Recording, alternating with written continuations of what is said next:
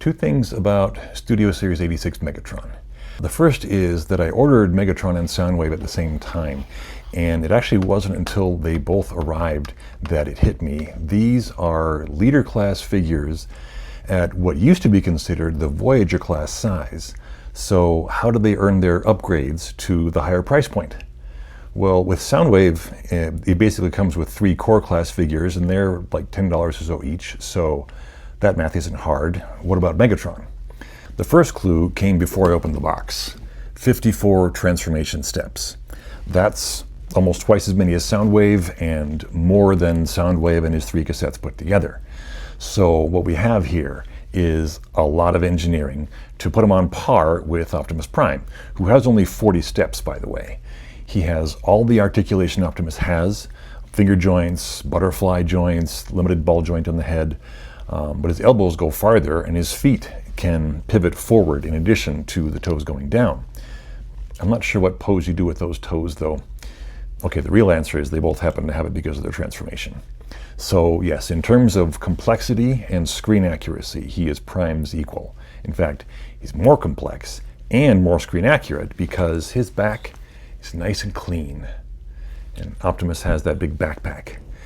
My first run of trying to figure out the transformation without the instructions failed because I did not realize that you have to pull the butterfly joints all the way out. These triple jointed shoulders are a little tricky to deal with, also as you're putting the turret together. On my first time after referring to the instructions, I was able to remember most of it.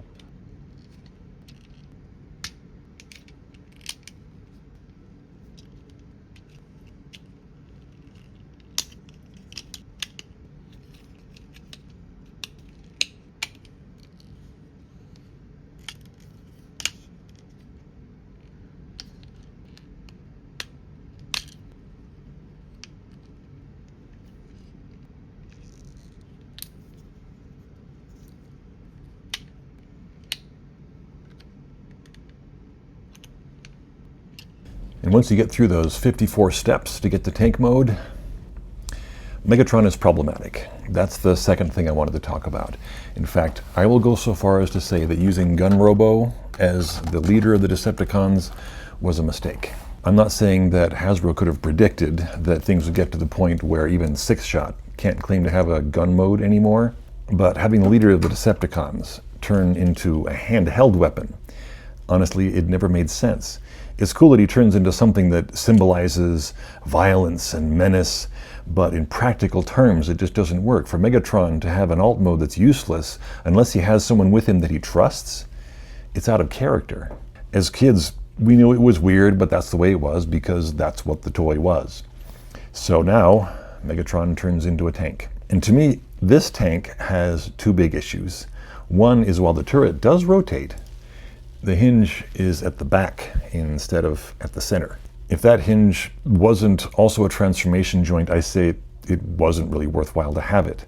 I'm not going to pose it like this. It just doesn't look good. Contrast that with Combiner Wars Megatron, which has a better proportioned barrel and a better center of rotation. It also shows more tank stuff in robot mode, but that was fine with Combiner Wars, and this is Studio Series, and we're prioritizing screen accuracy. There are a couple of paint issues that bug me too. Only some of the parts of the treads are painted, and over here, it looks like someone in the factory was testing out their paint. You got to keep track of which parts are going out the door, guys. The second big thing is that you can tell they prioritized robot mode when they made this tank. If we're supposed to pretend that G1 Megatron turned into a tank, it should look like a real tank. But the barrel is too thick, it's got a gun sight on the end of it. This is obviously a gun-based robot turned into a tank. Combine that with a turret hinge that I don't want to use, and I kind of feel like the whole tank mode isn't worthwhile either, in spite of all the effort that went into it. both from the designers and me getting it transformed.